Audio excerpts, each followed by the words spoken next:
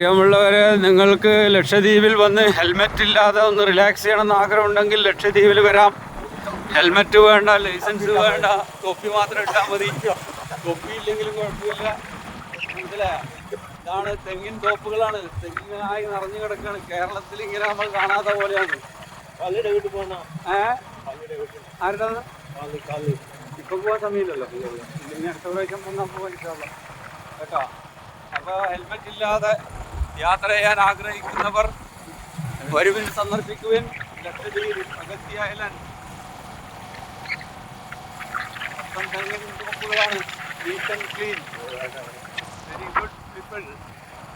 വളരെ നല്ല ക്ലൈമറ്റ്. 2 കരയിലും കടലാണ്. 500 മീറ്റർ 250 മീറ്റർ വീതിയിൽ കടൽ അപ്പുറം ഇപ്പുറമുണ്ട്. നടുക്കാണ് ദ്വീപ് കിടക്കുന്നത്. നടുക്കടലിലാണ്.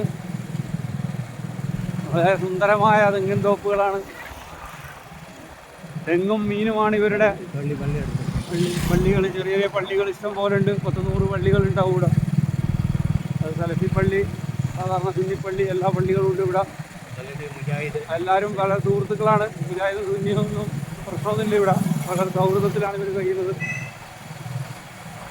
കവരത്തിയിൽ നിന്ന് കുറച്ചുകൂടി വ്യത്യാസമുണ്ട് ഇവിടെ. ഇവിടെ അന്ധവിശ്വാസങ്ങളൊക്കെ കുറേ കുറവാണ്.